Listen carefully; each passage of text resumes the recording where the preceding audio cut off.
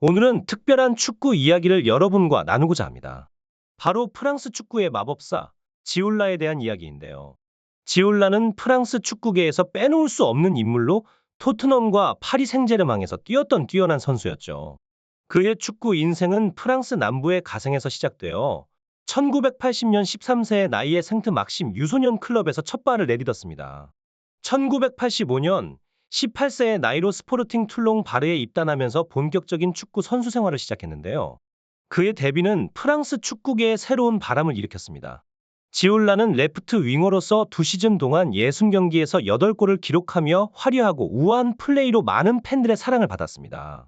그의 뛰어난 드리블, 볼 컨트롤, 그리고 강력한 슈팅은 당시 프랑스에서 찾아보기 힘든 수준이었죠. 1990년 그는 브레스트로 이적했습니다. 불행히도 그 팀은 같은 해 강등되었지만 지올라는 혼자서 빛나는 활약을 펼쳤습니다.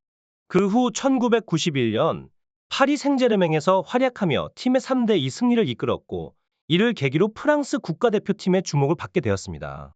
1993년에는 유로파컵 4강 진출에 큰 기여를 하면서 프랑스 올해의 축구 선수로 선정되었고, 1994 미국 월드컵 지역 예선에서 주전 선수로 활약하며 프랑스 축구의 중심 인물로 자리매김했습니다. 그의 환상적인 개인기와 드리블은 프랑스 최고의 인기를 끌었고, 여러 TV 프로그램에 출연하며 대중의 관심을 한몸에 받았습니다. 뉴캐슬에서의 활약 당시 페렌츠 바로시를 상대로 한 오른발 트래핑에 이은 왼발 발리슛은 지올라의 기술력과 재능을 대표하는 순간으로 그의 경기는 마치 예술 작품을 보는 듯한 아름다움을 선사했습니다.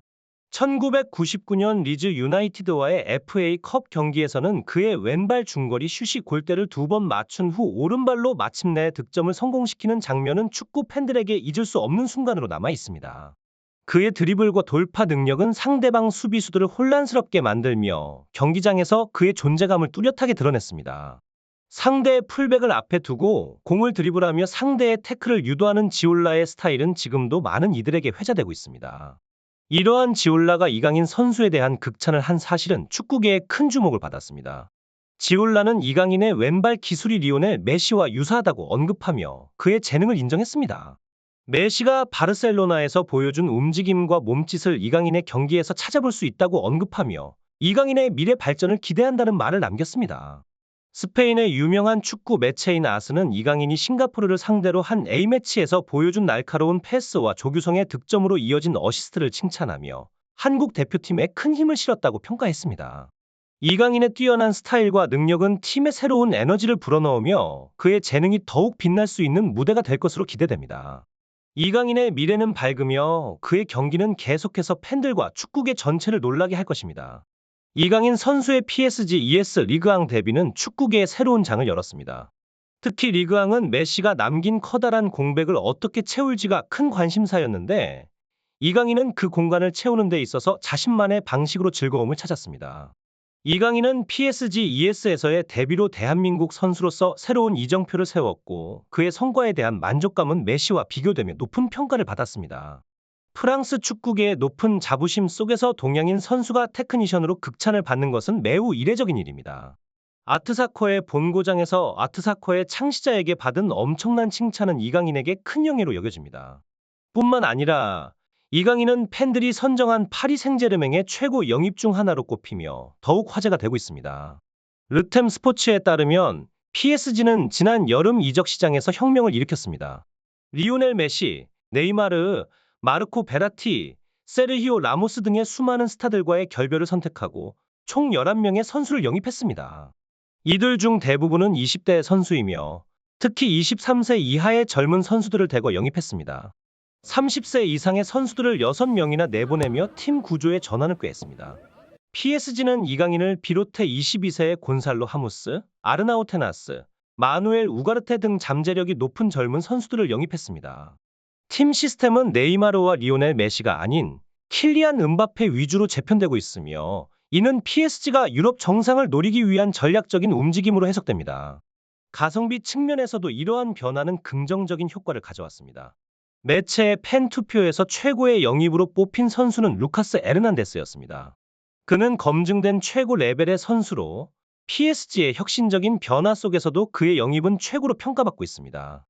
파리 생제르맹의 최근 영입 선수들 중에서도 특히 주목받는 선수들이 몇 명 있습니다. 루카스 에르난데스는 이미 강력한 수비력을 지닌 세계 정상급 선수로서 바이에른 뮌헨에서 그의 능력을 충분히 입증했습니다. 그는 왼쪽 풀백과 중앙 수비수 모두에서 활약할 수 있는 멀티 능력을 갖추고 있어 많은 팬들의 관심과 기대를 한몸에 받았습니다. 그 다음으로는 우스만 덴벨레가 있습니다.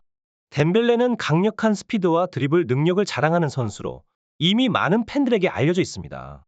하지만 그의 경기 스타일은 다소 도박적인 요소가 있으며 부상 위험과 경기마다 기복이 심한 것으로 평가받고 있습니다. 이 중에서도 3위를 차지한 이강인 선수의 영입은 매우 의미 있는 일입니다. 수많은 23세 이하 선수들 중 최고의 영입으로 뽑힌 이강인은 PSG가 영입한 젊은 선수들 중 가장 높은 잠재력을 가지고 있다는 평가를 받고 있으며 팬들의 관심과 사랑을 받고 있습니다. 이강인보다 낮은 순위를 받은 마누엘 우가르테 선수는 포르투갈의 스포르팅 리스본에서 활약하던 미드필더로 첫 시즌부터 25경기를 소화하며 주목받았고 우루과이 대표팀에도 뽑혔습니다. 2022년 시즌에는 리그 31경기에 출전했으며 카타르 월드컵 본선에도 이름을 올렸습니다. 첼시 등 여러 팀들의 관심을 받았지만 PSG가 더 많은 금액을 제시하며 그를 영입했습니다.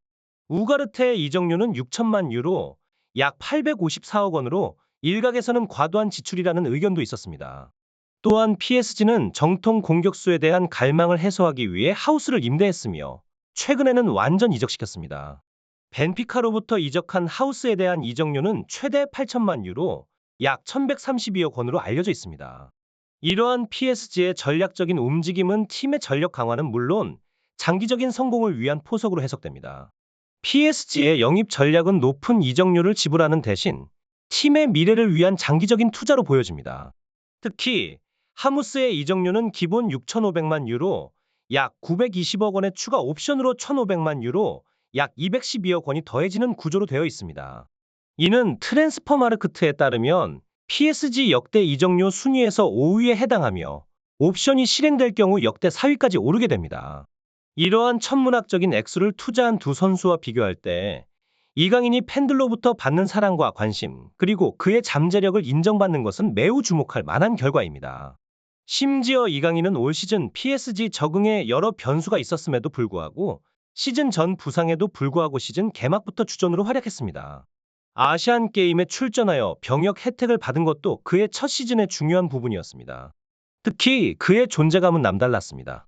아시안게임에서 병역 혜택을 받고 복귀한 이후 그는 음바페와 절묘한 조화를 이루며 팀의 공격력을 강화했습니다. 이강인의 다재다능한 능력은 그를 단순한 윙어가 아닌 중앙 공격형 미드필더로 활용해야 한다는 현지 매체들의 강한 주장을 불러일으켰습니다. 최전방의 음바페가 윙어와 중앙 공격수로 이동하는 상황에서 중원에서 상대 수비를 무너뜨리고 음바페에게 좋은 패스를 연결할 수 있는 선수가 필요하다는 PSG의 딜레마를 지적한 것이었습니다. 이처럼 PSG의 영입 전략과 선수들의 활약은 계속해서 축구계의 이목을 집중시키고 있습니다.